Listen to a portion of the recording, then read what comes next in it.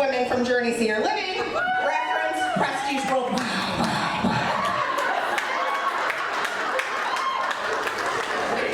So, courage over comfort.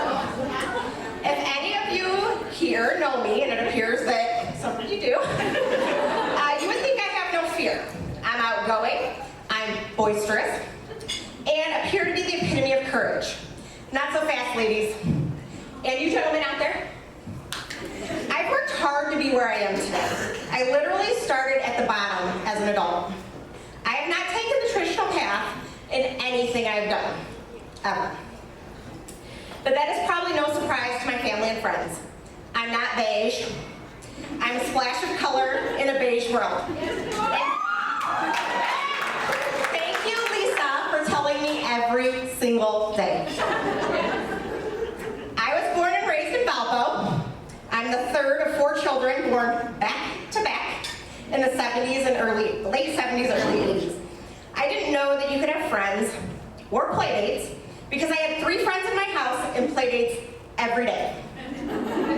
I grew up next door to my grandparents. I rode my bike into town, stayed out past dark playing flashlight tag. I was no different than most of my classmates all the way through graduation. I was following the path that everyone thinks they're supposed to follow, until that path was no longer available to me. I found myself not returning to St. Mary's at Notre Dame as a sophomore. I was painting a nursery and taking Lamaze class. I was going to be a mom, and I was 19 years old.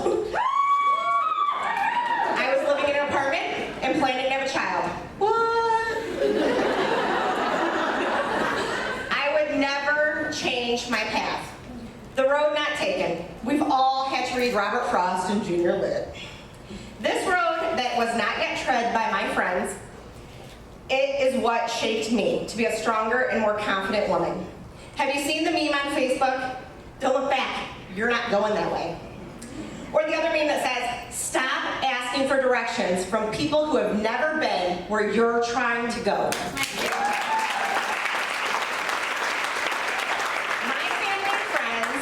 Were not headed in my same direction. I had to forge my own path. I believe in this wholeheartedly. Being courageous and putting yourself out there, your true self. Not the one that I like to put out there, you know. It's hard. I come from a family that's always been a vibrant light in the community. I was raised with awareness for others, charity, and generosity of heart and pocketbook. And I wish nothing more than teach my girls the exact same. However, having the ability to give of both your time, efforts, and money doesn't always come easy. There are sacrifices, and I have made plenty. But I've also done things that I knew would benefit others since before I knew what being a philanthropist was, because I learned through example.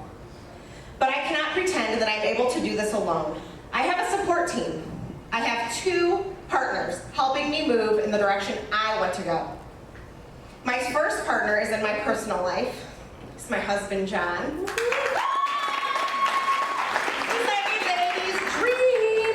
He's kind, caring, committed. Ladies, he's taken a cleaning, cooking, grocery shop, carpooling daddy. I am blessed. And I do not say this lightly. My life would be a hot mess without this man.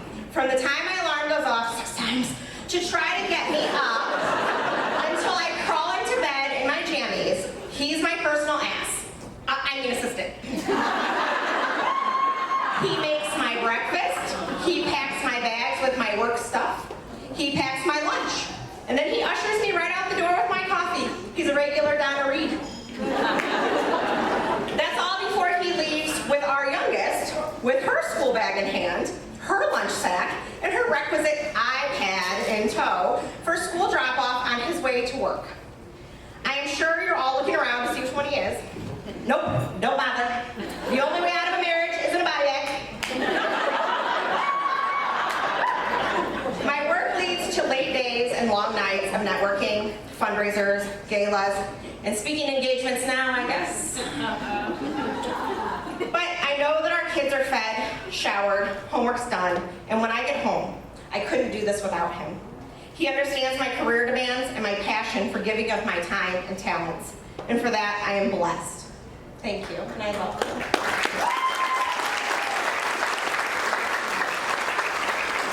My second partner is in my professional life, my paralegal, Lisa Cacavalli. She really is a shining star. So if you don't know, I have adult ADHD. I own it, I embrace it, and we all know that ADHD causes some mishaps in our frontal lobe that affect executive functions. Try being a lawyer with task management issues. Not an issue. I have a task-oriented partner. She makes lists, and she checks them twice. She knows I'm naughty, no need to check them twice.